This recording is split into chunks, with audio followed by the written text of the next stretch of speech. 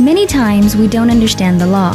Law for the People with Eric Cedillo is here to inform, educate, and answer your legal questions. Thank you for tuning in today. From the law offices of Eric Cedillo, located at 1725 Greenville Avenue in Dallas, Texas, here's your host, Eric Cedillo. Hey guys, thank you so much for rejoining us again on Law for the People with your host, me, Eric Cedillo. We're here with our next guest, Joanna Cattanach, who is running for the State House of Representatives in 108. Joanna, why don't we just start off with you, your introduction, who you are, and what you're all about. Okay, sure. My name is Joanna, obviously. I am a educator. I've been teaching for the last 10 years at community college and university. I've been teaching journalism, mass communication courses, kind of a wide variety of things. Yeah. I'm a former reporter, so my background is reporting. I came to Dallas as an intern and then eventually worked for the Dallas Morning News, WFAA TV. I've written for magazines, from newspapers, lots of different platforms on lots of different issues, but much of what I write about is Texas-specific and dealing with issues regarding politics or public education. I live in the Dallas area, so I have a couple of kiddos not far from this office here. They're 6 and 3. I have sons.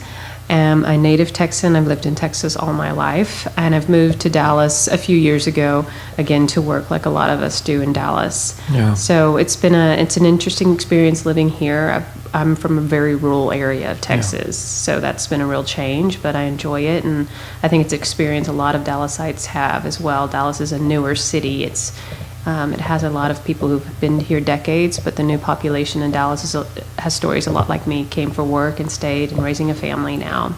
Yeah. Let's talk about the race that you're running in. What is it you're running in? And then kind of what that position kind of entails. So this is for the state representative seat in House District 108, and this is for a chance to represent our district in Austin. And so a state representative has a lot of different functions. It is to write legislation. It is to help balance our budgets. It is to help oversee a lot of what we have in budgets. For a Democrat, though, running for the state representative seat, you are in the minority in the House, and that's something that's going to be a real challenge. Yeah. We have what we want to do. We would ideally like to write legislation that's going to be helpful and get it passed and see things happen for Texans that is good, but we are in the minority in the House. And so a lot of what our next legislative session is going to look like, should we get elected, is about stopping things from getting to the floor, stopping another attempt at a bathroom bill, stopping an attempt for open carry legislation.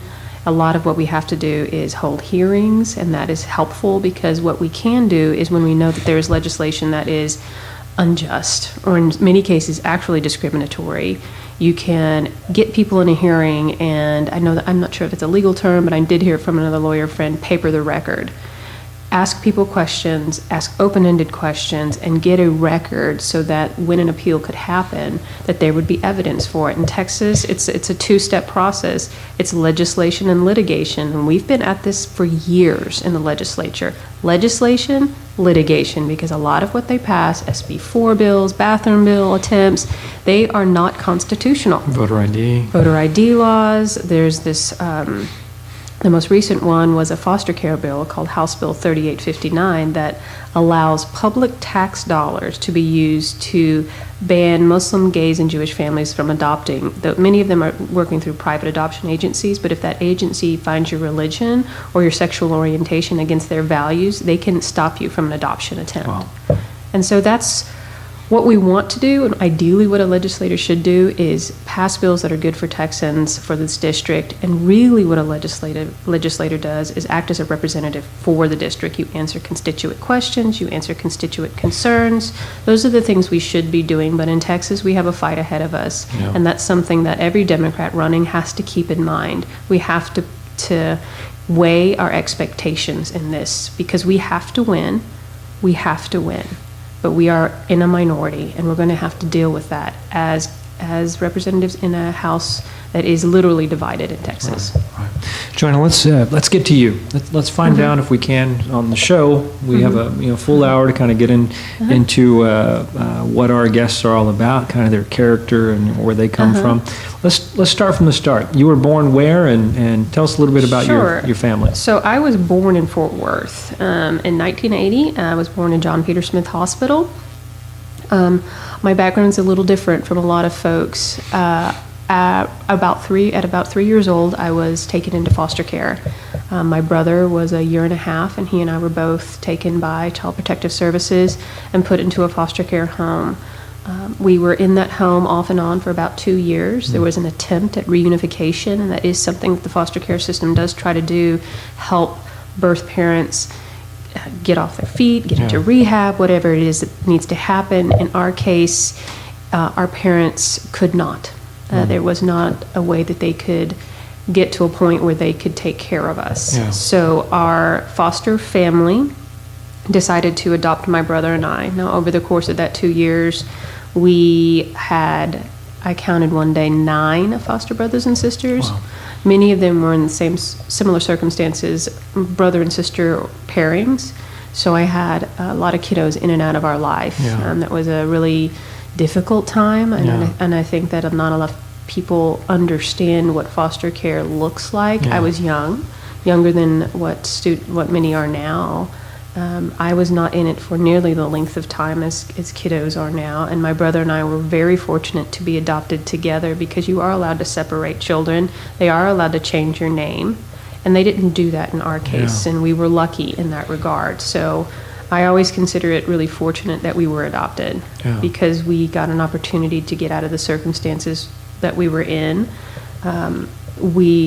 I believe there was issues of neglect, and if anybody's familiar with the legal system, to qualify for neglect, it has to be pretty bad. Yeah. And that's what it was. Yeah. And so we were raised in a rural area outside of Fort Worth, and then eventually my family moved us to Central Texas in a little bitty town called Blum, Texas. And there were 358 people when I left. Now there's 400. Now there's 400. There's 400. So my dad bought some property. He's a veteran, so he went to the Veterans Land Board Administration and put us on a ranch in Central Texas where I couldn't see anybody. I mean, everywhere you looked wasn't nothing but mesquite trees. And so that was tough to live in a really rural area of Texas and to sort of see where your future was, and it wasn't very good for someone like me. My dad was a welder with an 8th grade education, and my mom worked odd jobs here and there. They did as well as they could, but us kids were really responsible for the ranching of that property. We literally were helping him stretch fences, and he also bought and sold horses, so I was raised riding horses and shooting guns, and he had me in cattle sales, and if you're selling a horse, it's more beneficial to put a girl on the back because it looks like she can handle it better and you need a higher value. So my dad was always asking me, can you get on the horse and ride it in the pen so that we can make the profit? And so that was my job, to ride there, and it's just a strange upbringing to fall asleep in horse barns and in places like Weatherford, Texas. I grew up in such a rural environment that now that I'm in Dallas, in a bigger city, I still have this background that is so different. And so when I hear people from the Freedom Caucus, for instance, talking, or really rural Republicans, that is my childhood. It's a flashback. It's a mindset that I'm extremely familiar with. And so I think that's a real benefit, because you actually have an urban Democrat with a rural background. You have a rural Democrat here in an urban setting. And when you're working in a house that you're going to have divisions, you don't often get a Democrat that can walk up to a rural Republican and say, I know where you're from, and I know what you're dealing with. Things like private school vouchers, we don't like them in Dallas, but I grew up in a small town. You will kill a town if you pull a private school voucher in a place like Blum, Texas. Our school was K through 12 in one area. I mean, it was one building, literally. It stretched across, and we built little different buildings, but I mean, the whole town is centered on that school. That is your entire life. And a private school voucher, if we had closed that school, the nearest school for me would have been 45 minutes away. That's not on the bus. That's in a car. The bus would have been longer. So I think about those sorts of things. I grew up in that rural environment. Eventually went to Baylor. I did really well in school. I didn't really know what I was doing. No one told me you had to study for the SATs, so I just showed up and took them. I mean, really, first-generation students have no clue. We have no clue what a FAFSA form is and that you need to fill it out. I mean, when I went to Baylor, I was so green. It was embarrassing now to think about that. But now I teach students, and I see that same just pure pure greenness, that they don't know what they're doing and they don't know what things are about. Can I ask you something? Did you ever have a conversation with your parents about why they decided to adopt you guys? Had they adopted other They foster had not. children? They had not adopted other foster children, and we never really had that conversation. And sometimes I wish I did, because Yeah. my dad has passed away since Oh, then. I'm sorry to hear He that. passed away when I was 26, and my mom is still alive. Yeah. I'm not sure. I do know that they really connected with our birth parents, Uh-huh. and our birth parents had. I had aunts, an aunt in particular, not far from where we were living in Blum, Texas, and they made contact with them, and I think that some of that influence of my birth family really impressed upon them that, these two children need help, and they were in a place that they could do that. We Yeah. were not babies, but Yeah. we were toddlers. Yeah. And so I don't know what it is about us that they decided let's take these two kiddos, but they did. Did they ever have a back and forth with your birth parents during your kind of upbringing? Yes, early on Yeah. within the reunification, there was visitation allowed. Oh, yeah. But after adoption, the system, I'm not sure if it's changed since then. This is the 80s, but they did not allow contact. So the only contact we had was an aunt, and we would write her often, and later I found out, years later, she was passing those letters along to our birth parents. And so they knew what our life was like. She was passing them photos of us. Yeah. They knew everything, but Yeah. we were not allowed, or there was an attempt. I'm not sure whose responsibility that would have, but I think it was an attempt to make us be a part of their family and not be confusing to children. And so we never knew until. How about as adults? Have you had a Yeah, relationship? so I'm really fortunate that really right before my wedding, it was 2 weeks before my wedding, I found out that my birth parents were very much alive. I got a phone call from a cousin who I never met and they said my mother was ill, and I realized who they were talking about. Yeah. It wasn't the woman I call mother, Right. it was my birth mother. So I called my brother, and he and I had a really quick conversation of, we're either going to do this and find out, or we're never going to talk about this again and move on. And we decided that we needed to close. We needed some closure. So we met them, and they had never moved from Fort Worth. They had stayed married the entire time. It was a shock to us to find out that our father was alive, because we were told he had died. We were told that. Yeah. And so it was a lot of shocks to figure out what was happening with them. It was obvious there were mental health issues that we were not aware of. Yeah. And there was no way they could have ever taken care of us. Yeah. There is no way. It's clear that everything was done right for us. Right. But I've maintained a relationship with my father since then. It's difficult. It's always difficult when you've had a really 25-year gap in parenting. Yeah.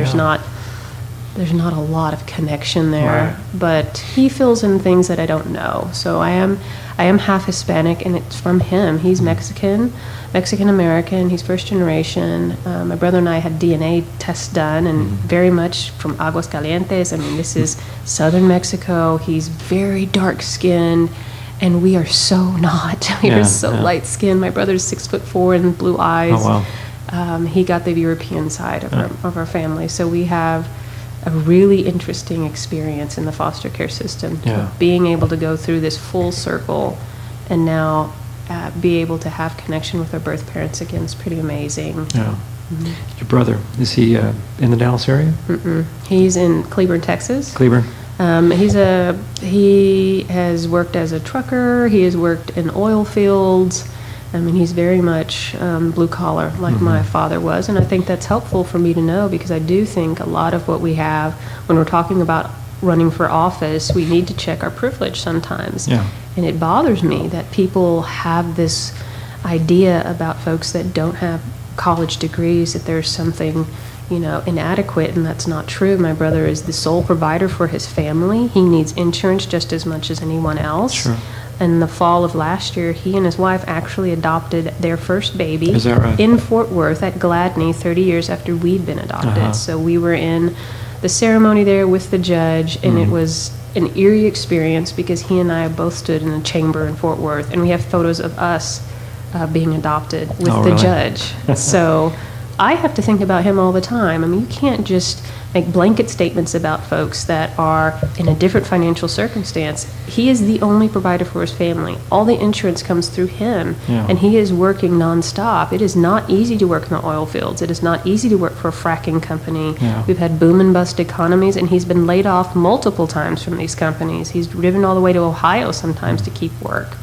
That's the reality for a lot of Texans, and we have to keep that in mind. So that's what he does for a living, and he and I are as close as we can be because we are distant, and he works a lot. But they're doing well, and I have another sister. My my adopted parents had a child. Okay. And so kind of a interesting mixed family that Yeah. is more real than, I mean, that's a reality a lot her facing. That's right. Ours is just interesting. That's right. How much younger is she than She's you guys? older. She's 10 years older Okay. than us. She's 10 years older than I am. Her name is Joanne, which is funny because I'm Joanna. It was just eerie. My mother's name is Ruth Ann. My sister is Joanne, and I was born Joanna Ruth. Oh, really? So it's sort of all worked itself out Yeah. that way. It's confusing sometimes, but Yeah. that's us. I kind of cut you off and flash back to the adoption, but you had mentioned you went to Baylor. How'd you go to Baylor, and how did that kind of all transpire? So I took some tests, like the PSAT, that pre-SAT test. I did very well. And I remember receiving applications from every college and university in the United States, literally from Stanford to Yale. I was in Blum, Texas, in a trailer on our ranch. And I was getting applications from Yale. Yeah. That was insane to me. That was insane. But I didn't know what to do. I just kept them in a box because I didn't even know what you do with an application. Yeah. And so I talked to my high school guidance counselor who went to Baylor. And so she said, you know what, I think we need to take a trip to Waco. And the whole trip to Waco was nothing about how great Baylor University is. And we walked toward the campus. I fell in love with the campus. They gave me an application, and I applied. Yeah. And I never applied anywhere else. And I probably should have, because I had a high enough GPA. I was a former foster care child. There were opportunities for me at public universities that would have probably been a lot less expensive. Yeah. But I liked what I saw, and Yeah. I liked the feeling that I got there. And so that's how I went to Baylor. I just What'd literally... you study there in Baylor? Political science. I started like everybody as a pre-med major, thinking you're going to be a doctor, and then you wash out in chemistry class, and you're like, and then I continued. I never thought that, by the way. Everybody at Baylor starts as a pre-med Baylor. major. It's a thing we do. And then I went on to do political science. I started writing for my college newspaper. I didn't know that there was this thing called journalism either, and I fell in love with that as well. So I was lucky. I just happened to fall into things and have the skill set already, and was able to apply it. I worked as a columnist for my paper after I wrote letters to the editor. I complained about everything at Baylor that was just making me upset, and like Phyllis Schlafly with the Eagle Forum came one day to Baylor. She gave us this big lecture. Everybody knows the Eagle Forum for being very conservative, and I remember sitting in the crowd and was upset at what she had said. I wrote a letter to the editor. They published it the next day, and then I just kept writing. And then they said, stop writing letters. Why don't you just work for us? And so I did, and I became a columnist, and I was called a liberal at Baylor, which is probably not as liberal as you think, but at Baylor's very conservative. They allow dancing on campus now? They did that 2 years before I arrived. 2 years before we arrived, we were officially allowed to dance. And at this time, George W. Bush was president. So he was very near Waco and Crawford, and his ranch was there. And this is right at 9/11 was my junior year, so this was a very politically turmoil time in America, and I just happened to be at Baylor, and we were entering into the Iraq War as that was happening, and so I was a columnist, and I had an opinion, and I was studying political science, and then I stayed and got my graduate degree in journalism, and just so that I could continue into the field that I already fallen in love with, and spent some time in Juarez, Mexico as part of that graduate work. I was studying the disappearance at that time of young women in Juarez. That was a story. It's about 2005. This it's an ongoing issue, but definitely during that time there were young women being found in the desert. There was no one knew why, and so I was doing work in Waco at Baylor studying this, and then I went to Juarez to How long were you there in Juarez? semester. Okay. So with an international program, in lieu of a dissertation, you must go abroad, and you must pass foreign language proficiency tests. So I had to leave America, and so I went across the border to Mexico, which is leaving the United States. I mean, Juarez is really different. Border towns are very different from internal parts of Mexico or the smaller areas of Mexico. Juarez was a dangerous city. Lots of maquilas were there. I remember when I got to Juarez and I said, "Can I get a map? Because I want to know where I'm going." And they laughed at me. And they said, "There is no map of Juarez. You could only get a hotel map that had only the paved roads. Everything else was lines that I drew because I found buses would just drive across the desert because they would make little colonias wherever they felt like. There was no growth. There was no urban planning in Juarez.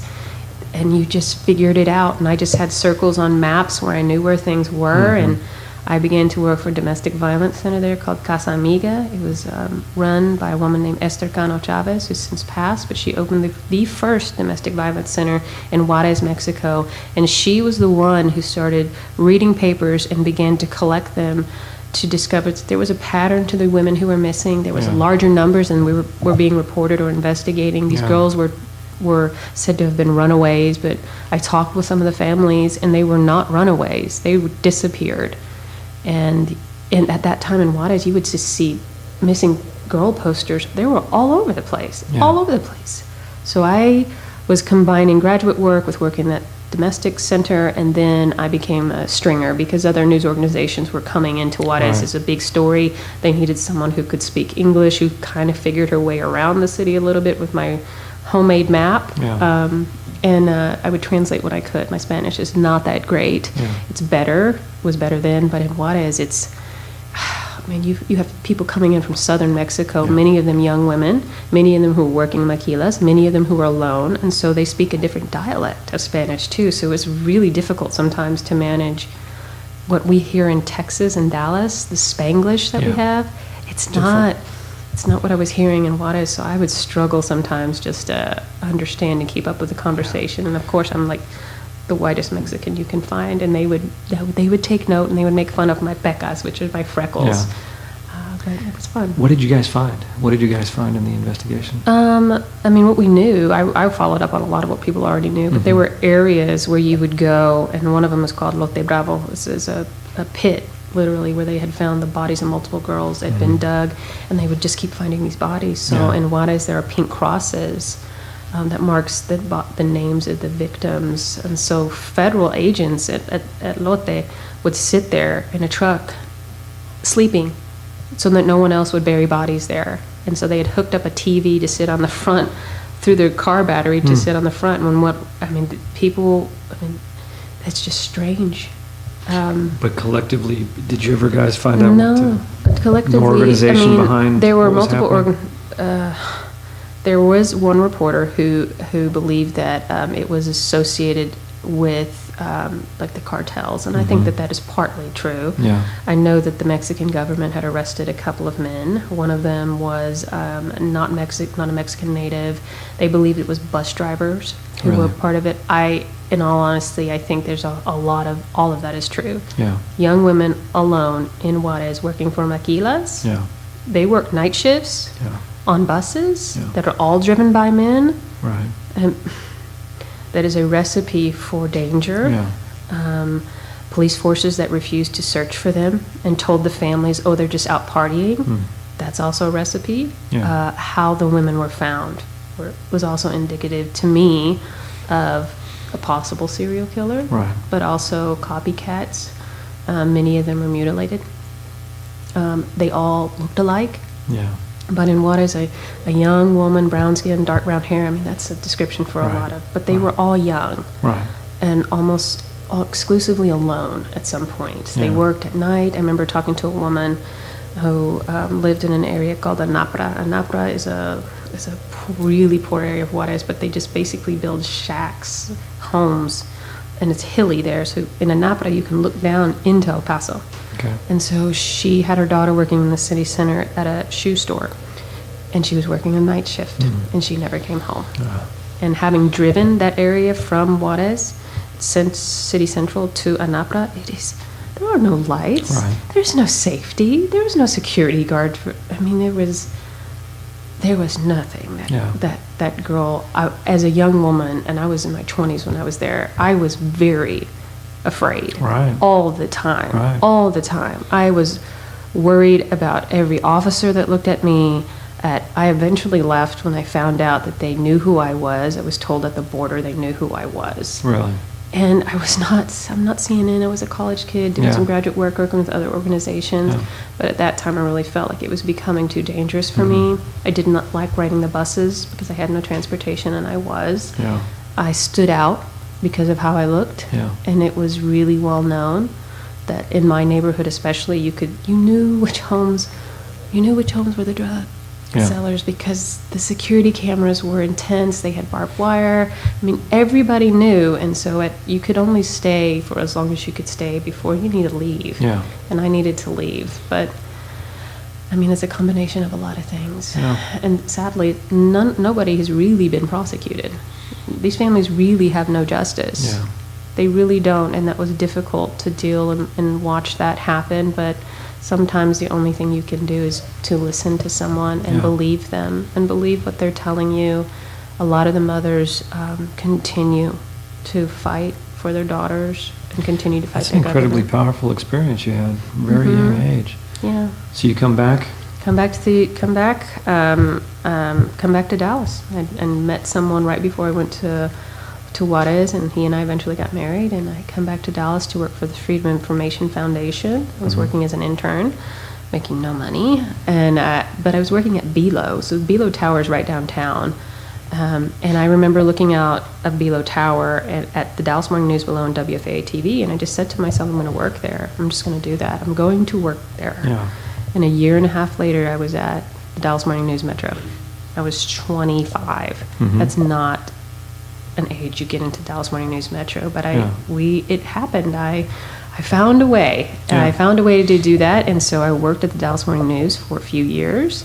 What were you doing there when you started? When I very first started, I was in the Garland Bureau working for another publication they called Neighbors Go. It was a community or paper, but then I knew I never wanted to stay there. I knew I wanted to work in news.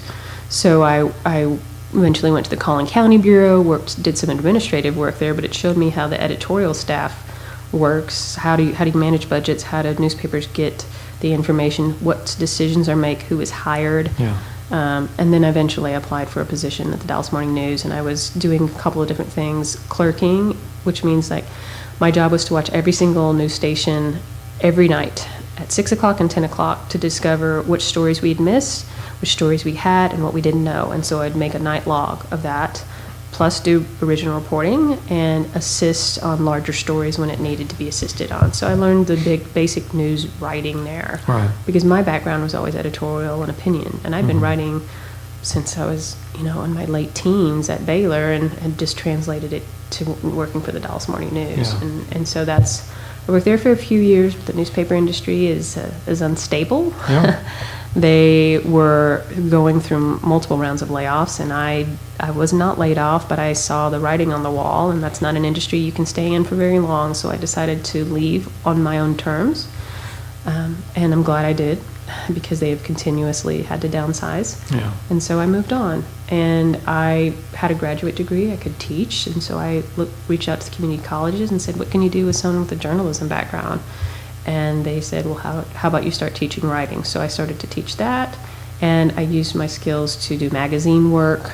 I liked magazine pieces, and so I did a lot of freelancing. I started a blog, and anything that I could do with writing and teaching, it sort of worked itself out, and I was able to write what I wanted to write about and work for organizations that needed either a Dallas-based responsible reporter or a topic-specific issue. So I did a piece about Hispanic parents and engagement in schools. I did do some work for Fox News Latino when we had, about a year and a half ago, maybe 2 years now, young immigrants coming across the border. There was not enough housing for them in the detention facilities, so they were using North Texas, Bible summer Bible camps, basically bunking them. And one of them was in Rockwall, so I did do a story for them. When our officer sadly passed away last July, I was the Dallas-based reporter for them as well. And so I did that until I decided to run for office, and now I can't. You have kiddos? I do. You guys, how old? 6 and 3, so a kindergartner and a toddler. And they're super fun because they're both boys. And so it's all day, every day boys at my home. Yeah, I can imagine. Now, you've been on the campaign trail for a little while, Joanna. How long? A year. A year? A year. And just real quickly, what made you decide to run? I think a lot of different factors, but, when the president was elected, that was certainly a wake-up call for a lot of people. I know it was for me. I looked at that and thought, I don't know what just happened. Yeah. I don't understand this. I remember right after that election, I got into a fight with a neighbor on my street, a guy who was really loud about his opinion and decided to be loud about his opinion in his front yard, and he and I got into an argument, and when he started talking about the KKK, and I realized this guy lived a block from my house, I just thought, I don't understand how I'm living here right now. I don't understand this. And so that was a catalyst for me, of course. Then I went to the Women's March, and so I had a lot of different things that were kind of urging me to that point. And then around last spring, I started to be approached by people. A member of a union, a member of Annie's List came to me, and they were telling me and reaffirming what I was already thinking. For women candidates in particular, it is usually like that. On average, we have to be asked 6 times before we decide to run. And for a lot of these reasons, because we have children, because I have a family, because I have no examples. No woman has ever held this seat. There were 29 women in the state legislature. Fewer than 200 have served in the state legislature, period. Right. Where are our examples? And so when we look up and say, I want to do it, you are completely alone. You are completely alone in that regard. We do have representatives here. Victoria Niave, of course, was elected in the last election cycle. But I'm looking at, where's my mom examples? Yeah. How are you balancing this with a 6-year-old and a 3-year-old? That is a real reality. So I came to this through a long decision process, and I think that's true for a lot of the female candidates I know who are also running. Many of them will tell you the same thing. I did this, and then I did this, and then I decided to run. And that's very true for all of us. We, as women, have a lot to think about. It's a risk for us to do this, but now Emily's List said nationally, over 20,000 women have decided to toss their hat in to run for office since the president was elected. They've actually knocked down walls at Emily's List headquarters to accommodate the influx of women looking to run for office. So that's amazing. Great. That's amazing and wonderful to hear. We're going to take a quick break. Okay. I want you guys to join us in 2, and then we're going to get into, discuss some of the things that you're running on, some things that are important to you and to what you kind of want to represent. So you guys come back in 2 minutes here on Law for the People. Many times we don't understand the law. Law for the People with Eric Cedillo is here to inform, educate, and answer your legal questions. Thank you for tuning in today. From the law offices of Eric Cedillo, located at 1725 Greenville Avenue in Dallas, Texas. Here's your host, Eric Cedillo. Hey guys, thank you so much for rejoining us here on Law for the People with your host, me, Eric Cedillo. I am here with an incredibly special guest, Joanna Cattanach, who's been kind of giving us a brief history of her and just some amazing stories, and I'd love to speak to you more at length about some of those experiences that you had. But let's talk about you as the candidate for 108. Some of the things that are important to you. I think we had mentioned in the break, public education is one of those issues that is near and dear to your heart. Tell us a little bit about that and in terms of how you might be able to make a change there in the legislature. So, I think public education for most of the constituents in this district and frankly statewide is the number one issue. Today is the last day that you can file an appeal in Dallas County for property tax relief, and in our district especially, many of us are doing that because the property taxes are outrageous. The public school funding formulas are increasingly based on that property tax rate, and for many property owners that is unsustainable. We know we want good public schools, but you can't tax me to the point that I can't live in my neighborhood anymore.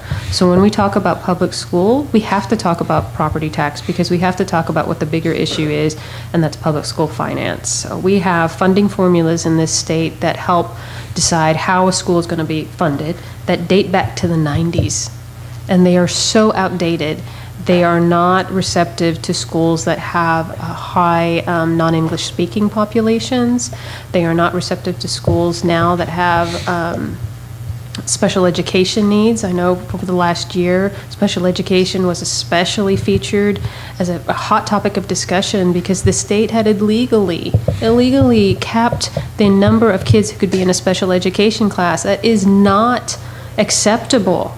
That is not acceptable. So when we talk about what can a state legislator do, a lot of the times you can have a hearing. You can bring in someone like Mike Morath with the TEA and say, how is this acceptable? And they have done hearings. Parents have come down to testify.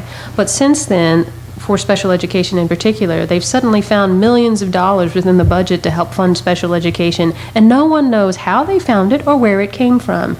That's the kind of thing a legislator has to do. That's the kind of thing where you want someone in a committee having these kinds of questions. You know, I don't have a legal background, and many people who run for office do, but I do have a reporting background. And the number one thing you do in reporting is ask questions. I teach students how to ask questions and ask questions and ask questions. And that's what a lot of what we're going to have to do. Where is this money going? How is it being accountable? A lot of people still think, really, they do still think that the Texas lottery is helping to fund public education. And what we found out in a meeting with our legislators is that lotto money covers 1 day of public education in Texas. It doesn't go far. What really funds is property taxes. Yeah. And that's what we have to discuss because we have an underfunding issue within the state. It makes sense to say, oh, property taxes are helping to fund this, but our schools don't have nearly enough money. I think Highland Park ISD is going to have to pay back $94 million as part of a Robin Hood initiative. This is recapture funding, so that money goes back to the state in a general fund, a general education fund. Dallas now is at $40 million. For the first time, really, we are at a place where the city of Dallas has had so much revenue that we must now pay back, but they're also talking about, well, that recapture money means that the budget can't be made in DISD, so what do? Teacher reduction, school closures, cutbacks. I mean, this is what happens. So we're talking about public education. We need to talk about the real reality, and that's the state needs to kick in 50%. The state is at 38%, and we keep declining. We need to be kicking in at 50%. And that may mean going into the rainy day fund. Yeah. If we don't go into the rainy day fund, though, our fund has gotten so big that we are in danger of losing our AAA credit rating. You can save money, that's great, but when you're talking about saving money and having a fund where you don't use it wisely, that doesn't help your credit. So we have to be able to talk about that. We have to be able to talk about sources of funding. That may be including an increasing of the franchise tax, which no one wants to really talk about, but to get money, you have to tax. To get money, you have to find where money is going. So much of what we have in our legislative budget is being spent on tax giveaways. And we have not done a good enough job of really being transparent and accountable and saying, where is our money really going? And we need to look strongly at that and not have a discussion with that by putting vouchers on the table. So I'm an advocate for public education, and I think that the state needs to be kicking in at 50%. We must address public school finance reform, and we need to address what the real issue is for a lot of that, and that's teacher pay. Teacher pay, retirees are upset. We have a healthcare issue within the teacher system. So TRS is the retirement side of that, but that also covers active healthcare, so teachers, their active healthcare insurance, and then those that are retired but are getting health insurance as well. Their premiums skyrocketed. They haven't had a cost of living adjustment in years. We had a TRS hearing in Dallas last Thursday. I met a 77-year-old former Garland ISD teacher who was now driving a bus because he and his wife, both of whom were teachers, both of whom retired, could not afford their life. And they are not living a fantastic lifestyle. They're just trying to make ends meet. And now you have a 77-year-old driving a bus. I mean, that's not acceptable. The average teacher in Texas, I think the Tribune came out with this, or another organization came out with this, 50% of teachers in Texas have a second job. to make ends meet because they don't make enough money. And we have to address those issues too. It's such a wide encompassing issue. A lot of it comes down to public school finance reform. How are you going to get money? Where is that money being spent? And what are we spending it on? Because our budgets reflect our values. And right now our values are not our children or our teachers. Yeah. And it needs to be. Joanna, public education, you're absolutely right, in terms of the amount of monies that we need to spend. You talk about 50%. The state needs to kick in 50%. Wholly behind that. We've got a Republican-led legislature down in Austin. They're pretty ensconced in terms of where they are.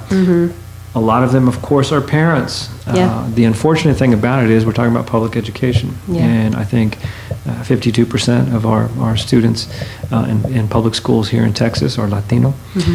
In all honesty, I think that is a big reason why we have discontinued funding consistently over the last couple of cycles in terms of what's there. How do you go into the legislature? Of course, asking the questions and knowing, I think we see it. I think everyone sees it. How do we fix it? That's a good question, because public school finance reform should be a nonpartisan issue. I don't know anybody who likes to pay property taxes as high as we're paying now, Republican or Democrat. We all look at that bill in Dallas County and, have to take a drink afterwards because how are you going to afford this? But I think that we have to look at ways of finding the Republicans you can work with. The idea that we're going to be ensconced in it's right or it's left. Who are the people that are going across the bridge and saying, can I work with you? Can I work with you? I mean, we're talking about people like a Republican, Dan Huberty, who chairs the Public Education Committee out of Houston. He is someone who does write public school finance reform bills. He wants change. That's someone who I'd like to work with. I want to be able to talk to our rural representatives because they know about your program is awful. They have increasing Hispanic populations in rural areas. They're dealing with immigrant populations. Public school finance reform is a big issue in rural areas because they can't raise property taxes any higher than they can in places like my hometown of Blum with only 444 people, and none of them are rich. I mean, they're as trapped as everybody else. So where are the legislators willing to walk across and say, let's talk about this issue because it matters to both of us? Now, in that, we also know that the Speaker of the House is an open seat now. Joe Strauss has resigned. Who that will be is going to have to determine a lot of this because it's going to also determine committee appointments. Who's going to be chairing a committee? Who's going to be sitting on a committee? There's a lot unknown right now. But what we can do is say, here's my mindset. I'm going in to build a bridge. I'm going in to work with Republicans and Democrats because I want to work on the issue of public school finance reform. I would like for the Speaker to be someone who is willing to work with people. I think that we need that to make this legislative session function. We need a good speaker that is willing to work with people, and we're going to have to see how that happens. We're going to have to see how these elections shake out to determine who's going to determine the speaker. Yeah. Public health care, or health care in general. It's a platform for you. It's important to you. Tell us why. So, I mean, Texas, of course, is the number one uninsured in the state. We have children here who are not receiving the health care that they need. Our state refused a Medicaid expansion, which means that monies that we are giving away in our taxes are helping other states fund their public health systems, and that makes no sense. That makes no fiscal sense that we would be helping places like Kansas get better health care than Why Texas. Do you think we're doing that? Because our Republican governor believes we should do that. This was a slap back at Obama, and in return, we all got slapped too. And consistently, just. I don't know if Governor Abbott has ever been to Parkland, but that is not a minute clinic, and that emergency room is a minute clinic. And we're doing a really good job in Dallas County of helping people in Plano get good health care because they don't have a county hospital. I mean, the health care issue in this county and in this district, it's frustrating to see how this single mindset of I'm not going to expand is hurting everybody. Everybody is paying for that. So I think that is as I know that the Democratic Party, this is part of their platform. We all talk about it, expand Medicaid, expand Medicaid. But we also need to be doing things as well regarding women's health care. Years ago, some of those bills that defunded Planned Parenthood put forth another statewide alternative with a Healthy Women's Initiative, and access for women has gone down. Planned Parenthood had a really good hold and really good understanding of how you take care of women, and it had their services dealt far and wide beyond just an issue of abortion. This had to do with with getting regular healthcare checkups, with getting necessary pap smears, with getting breast exams. For many women, Planned Parenthood is the only physician they saw. Right. And when you close a clinic in a place like West Texas, you would have to drive, if you're in Lubbock, Texas, the nearest Planned Parenthood clinic is probably Dallas and Fort Worth, and that's a 6-hour drive. Yeah. That is ridiculous that it is easier to get a Beretta handgun in Texas than it is to get birth control. That's the state that we are in right now. We must address this healthcare crisis.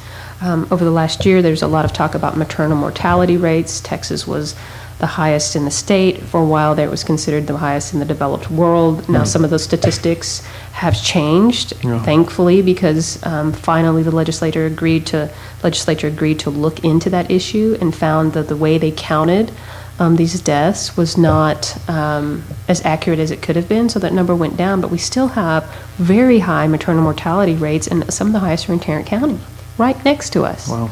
Right next to us. So we have to be able to have women in our communities who have the access to health care that they need so that they can take care of the children, so that they can be productive. This is an issue that all Texans should be able to invest themselves in. I think that this single-mindedness, again, about Planned Parenthood being the evildoer in this, no, inaction is the evildoer in this, and pretending that we don't have to address these issues. These are hurting families. Texas has the highest repeat teen pregnancy rate as well, and we still want to cling to an abstinence-only educational policy. We have to look at what decisions we make and what the consequences really are, and I don't know if it means putting things down to numbers and cents so people really see what your decision is actually costing you, but maybe that's something we need to do. Maybe they need to see in dollars and cents, when you make this decision, this is what it costs you. Yeah. Because it's costing us not just financially, but there's a moral burden here. When we don't take care of women, what does that say about us? And when we don't have women at the table, what does that say about us too? Yeah. What are some other issues that are kind of high up for you in terms of? In terms of healthcare, of course, the women's issue is, of course, important to me, but we really have to be looking at access to healthcare as well. Access to mental health care in this county is ridiculous. If you are in southern Dallas right now and you had a mental health crisis after 9 p.m., where would you go? There aren't mental health care facilities. Right now, jails are mental health care facilities. Our jails in Dallas do a really good job of providing mental health care for as long as they can, and they are not mental health care facilities. What have we done to create new mental health care facilities in this county, to create accessible ones, to create specific ones, to deal with children and those that are in the transgendered community, to deal with veterans in particular? The idea that we would just have one facility that's a catch-all, that's not as good as it could be, because there are very specific issues that the LGBTQ and transgender community are dealing with, that veterans are dealing with. There's accessibility issues in southern Dallas County. I mean, it's an access issue. How long would that bus ride be to find one in North Dallas that you can get entry into? So I think mental health and funding mental health, funding facilities that are actually doing their job, I mean, that has to be a discussion we have here. Yeah. Any final platforms that you want to talk about? I'm sure. I mean, the economy is always going to be a big one. Yesterday, Forbes released its areas that had the most growth and prospects, and of course, Dallas was listed again for the second year. The Dallas and Plano area, we have a lot of growth. We have a lot of new demographic changes as a result of that. When big companies come into Dallas, they bring massive workforces. When jobs come into Dallas, people leave and they come here. And so we have to keep funding policies that are going to be helpful to our economy. So one of the things we have to be able to do as a legislator is to make sure that there is not another bathroom bill attempt. And they have promised that. The Freedom Caucus is discussing that. That is not how you build business. And that is something that we have to think about when we talk about the economy. It's turning around and saying, okay, don't do anything that's going to mess that up with something that's a moral issue or a personal issue that doesn't have anything to do with our business here in Dallas. We want to keep growing. We want to keep our economy moving forward. We want to talk about incentives to bring companies here. I'm a big proponent of film, a big proponent of entertainment, and I know that when we offer a tax incentive for a film company to come here or a television company to come here, especially in the Dallas area, we have really unique buildings that are good for backdrops. The profit on that is well worth the small investment. So those are some of the things that I think are small, but I think are ways that we can continue to market, especially this district, as a city moving forward. We're also a city that's moving forward in terms of, the ecological systems as well. Clyde Warren Park is something that a lot of people have looked at and said, there's the future for an urban city to have a park that is literally over the top of a highway. Right. Let's keep doing that. Yeah. Let's make Dallas the future. I like to talk about our district and say, from uptown to downtown, East Dallas to the Park Cities, we are the future of the state, and I think that's true. We have really new city. We have new people moving in. We are a younger city now. We are the future of the state. We are an economic powerhouse in this state that gives us collective bargaining power, that gives us the ability to tell the governor, hey, we need better health care because as Dallasites, Dallas County, we're tired of paying for your decisions in Austin. And I think we need to be able to flex that muscle now and say, this is Dallas. It is called Big D for a reason. Joanna, we have a couple of more minutes. Okay. So with that, let's go ahead and let everyone who's listening know when your election is, when they need to get out there and start voting. Okay, so our election will be on November 6th. Early voting will start 2 weeks before that. So we're a few months out of that, but we do want to remind everybody that to flip this House seat. So I'm in what's considered a flippable seat. It's a seat never been held by a Democrat that a Democrat has a really good chance of winning this time. That takes a lot of effort. So any volunteering, we need it now. I mean, we literally are going to be knocking doors as soon as possible. We have for the last year. We knock doors. We call people in this district. We remind them that they're Democrats. We remind them that you're a Democrat and you haven't voted in 3 years. We need you to come out and vote now. We have a lot of conversations with people who are swayable Republicans in this district as well. And so for us, it's never the wrong time to start actively campaigning. Yeah. We need young people to work as fellows within the campaign. Of course, we need financial contributions because it's expensive to run a House race in this district. And we need people to know that everything that we get goes into a field program. So field programs mean that's when you're literally walking door to door, canvassing and talking to your neighbors. And as a candidate, it's my job to do that as well. You can usually tell how good we're doing by probably July with how bad our sunburns are. Yeah. I mean, it's hot. Texas is hot. You have to walk. I've had to do it in August. I've had to do it in the rain. I did it when it was 31 degrees outside. I mean, you do this and you do this and you do this. If you want change to happen, Texas is going to be the bellwether for the country. Dallas County and in House District 108, we are literally the heart of the county. If we flip here, that's going to be a real signal to the rest of the country of what's going to happen. And so this is ground zero for the change. And just finally, 108 covers what? It is literally the heart of Dallas, so it's all of uptown, all of downtown, East Dallas, and the Park Cities. So it's anytime you've ever seen the picture of Dallas on a television show or a movie or NBA game, that's House District 108. It's all those big buildings. Okay. Guys, thank you so much for joining us today on Law for the People. I want to thank my two guests today, especially Joanna Cattanach, who's running in Texas House 108. Election is in November. Folks, you got to register here 30 days before, so make sure you're registered, one, and then two, of course, you got to get out there and vote in November. So thank you so much, Joanna, for coming on the show today, and best of luck with your campaign. All right. Okay, thanks again, guys. Join us every Friday from 1 to 3 on Law for the People. Tune in to fbrn.us. Talk to you soon. The law offices of Eric Cedillo, a professional corporation, a firm that handles legal matters in personal injury, auto and truck accidents, wrongful death, on-the-job injuries, criminal felony and misdemeanor, family law, divorce, and child custody. The law offices of Eric Cedillo, located at 1725 Greenville Avenue in Dallas at 214-740-1628. That's 214-740-1628. Find them on the web at cedillolaw.com. That's cedillolaw.com.